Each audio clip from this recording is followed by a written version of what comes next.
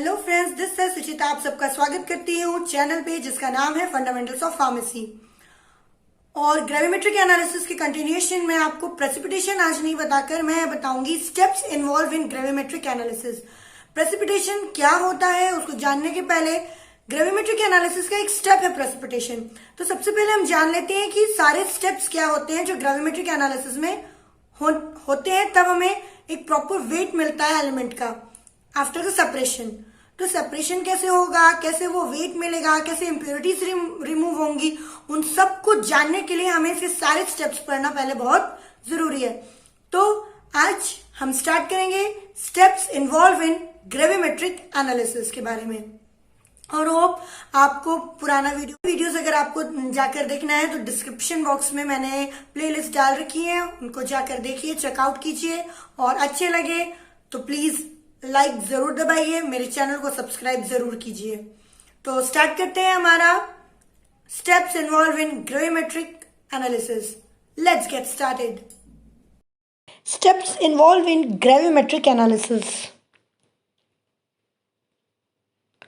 सबसे पहले कौन से स्टेप इन्वॉल्व होते हैं उसके पहले मैं आपको बता देना चाहती हूँ। ग्रेविमेट्रिक एनालिसिस वो मेथड है जिसमें अपन क्वांटिटी मेजर करते हैं, ठीक है ना। सेपरेट करते हैं एक पर्टिकुलर एलिमेंट को कंपाउंड से, या फिर कोई भी जो एनालाइट जो अपन को सेपरेट करना है मिक्सचर से, उसका अपन वेट जानते हैं कि वो एक्चुअल में कितने वेट में उस कंपाउंड में प्रेजेंट था, ठीक है। तो वही प्रोसेस कहलाती है ग्रेविमेट्रिक एनालिसिस। तो इसको करने के लिए काफ़ी सारे स्टेप्स लगते हैं जो अभी अपन देखने वाले हैं।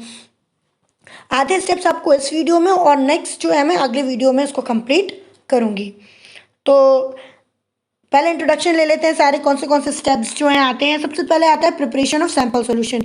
हमें प्रिपेयर करना है हमारा सैंपल सॉल्यूशन, ठीक। उसके बाद प्रेसिपिटेशन करवाना है उस सॉल्यूशन में, फिर डाइजेशन या फिर ऑस्वाल्ड रैपिंग जिसे कहते हैं वो करवाएंगे, फिर हम करवाएंगे filtration, then washing, then drying and after that igniting. अब इनका मैं आपको पर्पस बता दूं, ये सारे स्टेप्स क्यों किए जा रहे हैं, क्योंकि हमें प्योर एलिमेंट जो है उसका वेट चाहिए, ठीक है, उसका वेट चाहिए। तो सबसे पहले हमें सॉल्यूशन प्रिपेयर करना पड़ेगा अच्छी तरीके से। उसके बाद हमें प्रेसिपिटेशन प्रोसेस करवानी पड़ेगी।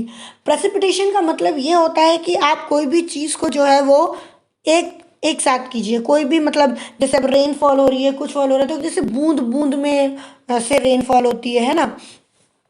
आइस होती है तो आइस धीरे धीरे धीरे करके जो है वो बनती है ना, एक अजीब सा फॉर्म होता है। तो ऐसे ही एक प्रेसिपिटेट फॉर्मेशन अपन उसको कह सकते हैं, वो हमें करवाना होता है।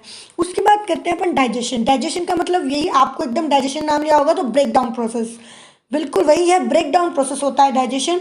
इसमें ये होता है कि जो एक्स्ट्रा छोटे छोटे जो बन जाते हैं न्यूक्लियर, एक्स्ट्रा जो प्रेसिपिटेशन होता है, जो कि बहुत छोटे पार्टिकल्स बन जाते हैं, उनको डाइजेस्ट करके फिर से जो है बड़े पार्टिकल्स में वो जाके जुड़ जाए, ऐसी प्रोसेस डाइजेशन कहलाती है। उसके बाद अपन उसका फिल्ट्रेशन करते हैं, फिल्टर करके अपन उसको वॉश करते हैं ताकि कोई भी इम्प्योरिटीज़ ना रहे। उसके बाद अपन उसको ड्राई करते हैं ताकि उसमें कोई मॉइस्चर ना रहे। और उसके बाद अगर ड्राई करने के बावजूद मॉइस्चर होता है किसी किसी चीज़ में, तो अपन क्या कर देते हैं, उसको इग्नाइट भी कर देते हैं, उसको थोड़ा सा जला भी देते हैं ताकि टोटली मॉइस्चर क्या हो जाए, रिमूव हो जाए।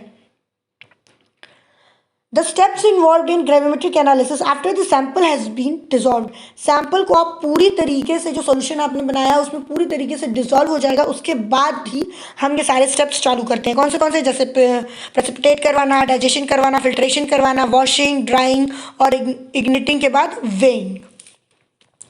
डब्ल्यू लिखा हुआ है, एक्चुअली वो है वेइंग। सबसे पहले अपन सॉल्यूशन प्रिपेयर कैसे करेंगे वो देखते हैं। बहुत सारे जो है स्टेप्स इन्वॉल्व करता है, क्योंकि उसका सॉल्यूशन का हमें पीएच एडजस्ट करना पड़ता है, ठीक है, ताकि जो प्रेसिपिटेशन हो वो अच्छा हो, डिजायर्ड प्रॉपर्टी का अपन को प्रेसिपिटेट मिले, है ना। और ताकि अपन फाइनली उसको वे कर पाए और फाइनली उसका कैलकुलेशन कर पाए कि एक्चुअल में कितना अमाउंट या कितना वजन जो है उस कंपाउंड में वो एलिमेंट प्रेजेंट था, या फिर वो मिक्सचर में जो पर्टिकुलर कंपाउंड अपन सेपरेट कर रहे थे वो प्रेजेंट था। प्रेसिपिटेशन प्रोसेस अपन कैसे लाएंगे? प्रेसिपिटेशन प्रोसेस में अपन क्या करेंगे? This require addition of precipitating agent. हमें उसमें प्रेसिपिटेटिंग एजेंट डालना है सैंपल सॉल्यूशन में। जैसे ही अपन उसका फर्स्ट ड्रॉप डालते हैं सुपर सैचुरेशन ऑकर हो जाता है। सैचुरेशन मीन्स बंधना। जैसे ही कुछ डाला तो एक बंधनी जैसी, मतलब बंधने लगा। आपने जैसे ही नींबू डालते हो आप दूध में, देखा होगा, वो फटने लगता है और छोटे छोटे छोटे न्यूक्लियस बनाने लगता है। उसी टाइप का कुछ यहाँ पर होता है कि जैसे ही first drop of precipitating agent जो है वो डलता है तो क्या होता है? वो सुपर सैचुरेशन ऑकर होने लगता है, न्यूक्लिएशन होने लगता है। Wherever few molecules of precipitate aggregate together to form a nucleus, कुछ मॉलिक्यूल प्रेसिपिटेट के एग्रीगेट हो जाते हैं और एक न्यूक्लियस बना लेते हैं। फिर जैसे ही अपन और ऐड करते हैं, या तो वो नए न्यूक्लियस बनाते हैं वो पार्टिकल्स, या फिर स्मॉल में ही जो है ऐड हो जाते हैं और बड़े पार्टिकल्स बना लेते हैं। मतलब दोनों चीज़ें होती हैं। अपन और प्रेसिपिटेटिंग एजेंट डालते हैं, वो और सारे न्यूक्लियस बनाता है, या फिर जो अगर नहीं बना रहा है न्यूक्लियस तो दूसरी फिनोमेना ये होता है कि बड़े वाले जो न्यूक्लियस बने हुए हैं उसी में ऐड हो जाता है और बड़े पार्टिकल्स बना लेता है। This can be predicted by von Weimarn ratio. और इस चीज़ को कि कौन सा लार्ज पार्टिकल में जाएगा, इस चीज़ को अपन प्रिडिक्ट कर सकते हैं वेयरमैन रेशियो से, क्योंकि according to this relation the particle size is inversely proportional to the quantity called the relative supersaturation. Particle size किसके इनवर्सली प्रोपोर्शनल है? और इनवर्सली प्रोपोर्शनल का मतलब अगर पार्टिकल साइज बढ़ रहा है तो रिलेटिव सुपर सैचुरेशन कम होगा, अगर रिलेटिव सुपर सैचुरेशन ज़्यादा है तो पार्टिकल साइज हमेशा कम होगा। ये होती है इनवर्सली प्रोपोर्शनल रिलेशनशिप। ठीक, अब ये रिलेटिव सुपर सैचुरेशन क्या है? Q minus S divided by S. अब इसमें जानते हैं कि इसमें Q क्या है। तो Q is a concentration of reactant before precipitation. Precipitation नहीं हुआ है उसके पहले जो कंसंट्रेशन था रिएक्टेंट का वो Q है। S क्या है? Solubility of precipitate in the medium from which it is been precipitated. और S है सॉल्युबिलिटी ऑफ प्रेसिपिटेट। जो भी प्रेसिपिटेट बन रहा है उसकी कितनी सॉल्युबिलिटी है मीडियम में, जो भी अपने प्रेसिपिटेटिंग एजेंट उसमें डाला उसमें कितनी सॉल्युबिलिटी है उसकी, उसको कहते हैं अपन S। In order to get particle growth instead of further nucleation, that is the granular precipitation, then the low surface area, we need to make the relative supersaturation ratio as low as possible। और हमें क्या करना है? ढेर सारे nucleus ना बने, एक ही न्यूक्लियस बने और उसमें ही सब जुड़ते जाएं। ऐसी प्रोसेस को हमको जो है बढ़ावा देना है। क्यों बढ़ावा देना है? क्योंकि अगर बहुत सारे छोटे छोटे न्यूक्लियस बन गए तो हमारा प्रेसिपिटेट अच्छा नहीं बनेगा। और इसके लिए, इस चीज़ को करने के लिए, मतलब बड़े लार्ज पार्टिकल बनाने के लिए हमें रिलेटिव सुपर सैचुरेशन का जो रेशियो है वो बहुत स्मॉल रखना पड़ता है, बहुत कम रखना पड़ेगा। तो कैसे एडजस्ट करेंगे कि वो Q जो है हमारा कंसंट्रेशन ऑफ रिएक्टेंट जो है वो थोड़ा लो रहे और S जो है वो रिलेटिवली लार्ज रहे? कैसे करेंगे अपन इसको? The optimum condition for the precipitation which make the supersaturation lower. कौन सी ऐसी कंडीशन हमें बनानी है जिससे सुपर सैचुरेशन जो है Q की वैल्यू लो रहे? सबसे पहले हमें करना है precipitating using dilute solution. Dilute solution से प्रेसिपिटेट करवाना है तो Q की वैल्यू डिक्रीज रहेगी। धीरे धीरे प्रेसिपिटेशन को ऐड करना है तो Q की वैल्यू जो है वो लो रहेगी।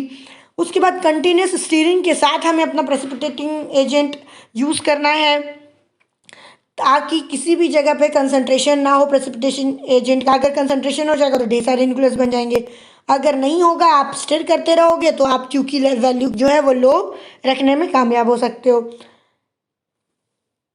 थर्ड स्टेप है आपका डाइजेशन ऑफ प्रेसिपिटेशन। ये मैं आपको हमारे नेक्स्ट वाले उसमें समझाऊंगी।